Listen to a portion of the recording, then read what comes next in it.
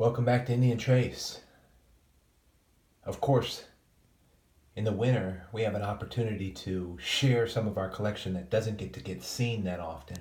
I might call this simple Rhyolite, for it comes from a middle section bin. But there's some awesome pieces here. Find a different way to do it, different way to share some of this stuff. But, unbelievable. The conversation went, though, that I had, sort of like the question was, in contrast to the Rhyolite that you're looking at, how does it contrast where I'm from with the quartz? Because I find a handful of quartz, maybe 1/4 of everything that I find is quartz, and the majority of the rest is what you're looking at here, which is Rhyolite. Quartz does come from my county and all over around here. It's hard to use, though. Rhyolite definitely does not. Minimum 26 days round trip foot travel to the main vein of this Rhyolite. At least the only one that could be found by geologists around here. Interesting, right? So as we take a look at this stuff, just take a little time with it. Appreciate you tuning in to Indian Trace to give you a close-up of some of the Rhyolite. They can work it thin. It's extremely resilient.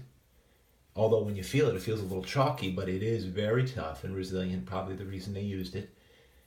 When it snapped, it's in dark green. So what's up? What's on my mind? I knew I needed today to do my part and to push forward, to play a part in how everything's happening today. And news says it a little bit too weakly. It's not really about news. It's about our lives. It's about the lives of my sons. It's about whether or not somebody is going to make a choice for them and selectively choose who their leader will be, not them. We are a republic. And I think that my sons should be able, it's unbelievably nice points here. I really just take my breath away. I haven't seen him for a long time. I'm sorry. But I really just, in simple terms, and I say this as preference to just making a comment just from the heart about the FISA report that came in. And I say report and not memo, because of course it's a memo, but it's a report about corruption. But the reason being is I think that my sons, as they grow up, and one can vote already and has begun moving down the path of studying for himself and voting for the right reasons along the right train of thought. Here's a great point from Riverdale. I always loved it. It was raining, I remember that day, no doubt. These are just basic, well, I wouldn't say basic. These are to me sterling quality artifacts. No, they don't have anything lacking in my opinion. Just some great illustrations of North American Indian life. So very quickly though, let me just make this comment. I do believe passionately that my sons should be able to choose their representatives, their leaders, their president for themselves. Do you know that the FISA report clearly indicates, and I knew this, many of us knew this far ahead of time. I knew this during the election. I knew this on election night. That's why I was praying. I was walking my floor. 1:30, 2:30, 3:30, I wouldn't go to bed. I was praying and imploring God in Israel. People were all over the floor. They were all over synagogues praying for the United States of America. Why? Because there were individuals who were trying to make your choice for you. They were trying to determine and make the choice which they thought they knew better about who the President of the United States would be. No one is perfect. Most of the people that I know and listen to, they're not like, oh, Donald Trump, whatever you say, I love. We're not in his pocket. What we do is we represent the best choice for freedom to exercise our own lives, to make money as we see fit, to be punished for crimes equal justice under the law. Nice points, right? Get carried away. But the report itself, the FISA memo, if you will, is clearly an indication of what we thought. But it is more than that, it's proof. And who are those people that decided they could choose and would choose for you? I know many people out there don't like to hear it, but they were determined, even after the election, to choose for you who you would have for a leader. And see, it would have been real bad. Things would have gone real sideways if they succeeded. But thank God for so many patriots. So many insiders and military professionals who got the inside word. Thank God for people who were whistleblowers such as WikiLeaks, who would share the truth of the corruption going on. And again, it was 12 to 24 individuals. That's all. They wanted to make a choice for this whole nation. I can't tell you the amount of injustices and the amount of deceptions, even on election night, that happen. Nice point, huh? Found that at Riverdale. Can't tell you the amount of injustices, the amount of deceptions that happen on election night. I don't know how anybody in their right mind could put any faith in the mainstream news media after that one night alone. After the weeks leading up to it. Of course Trump was going to win by a landslide. Take a look at the 6 months before that. Take a look at the rallies. Hillary Clinton's versus Trump's alone showed you the popular win of the elections. But even people in the North, they don't want to believe that Trump won the popular vote, because they neither want to believe that there were hundreds of thousands of dead people on the roster to vote. There were over 3 to 4 million illegal aliens that were on the roster to vote, that voting booths were rigged, some of which bought in 14 states by George Soros. Can we go on and on? There was illegal threatening of the lives of electors. On and on and on. We got to end all that. And you know what ends it? What's the beginning of the end? All of this going through would be the FISA report. Not a memo, but the report of their crimes. A blueprint for indictment. The United States has to go by the rule of law. And so I'm going to do my part and put out some reports. There's another couple great points. I get rant and rave, and I'm telling you what, because it's life or death. It is life or death. So if some people aren't interested in politics, I'm sorry for them. They want to live free. They want to go to the grocery market. They want to be left alone. They actually want to think that their vote matters when they vote for something and let the best ideas win. What's wrong with that? There are some people that want to control your life, our lives, and they don't want the best ideas to win. No, they don't want that.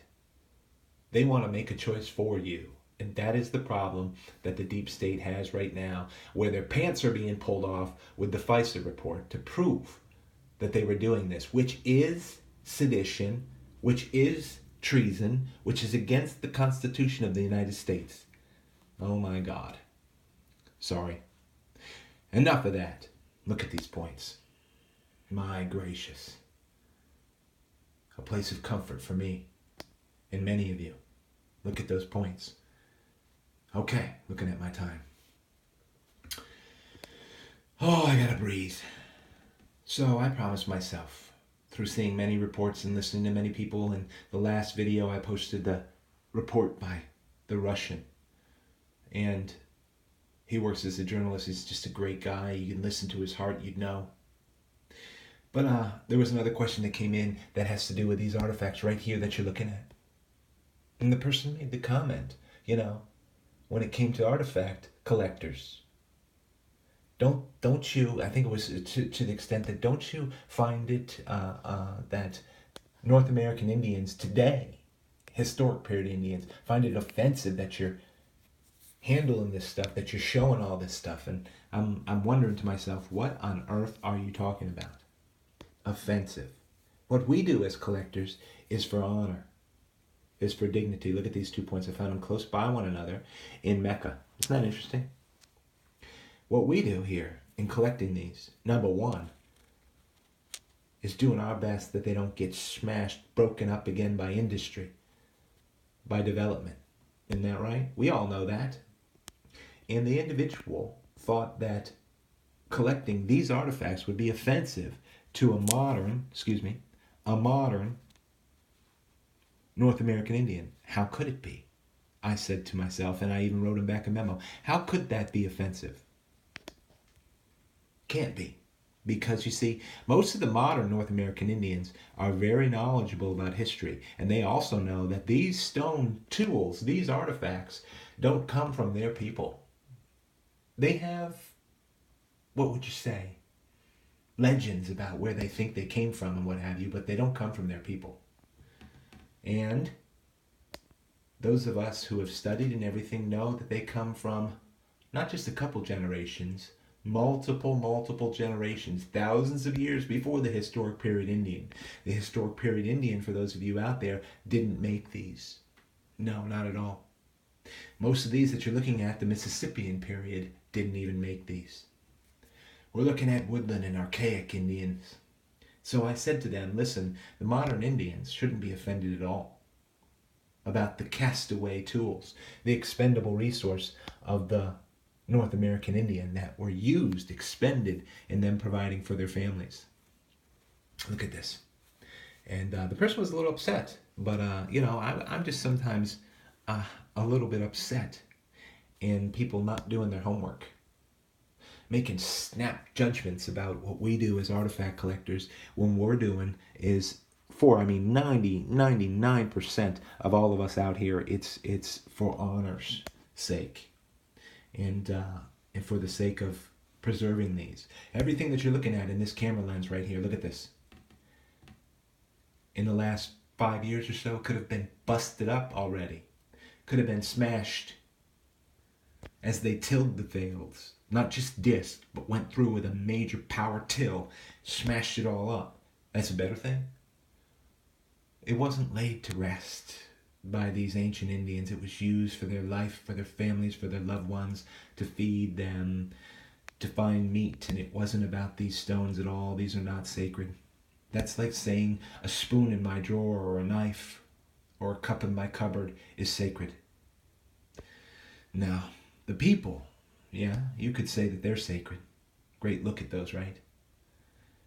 And so now, my answer verbally is also that the modern North American Indian, I should say, and many times they've written me, are only honored to seek and save what we can from the multiplied generations past of ancient mysteries. Great stuff. And one more point up here as I finish. I don't even know where I would put it. This is a great point, though. Found at the Falcon.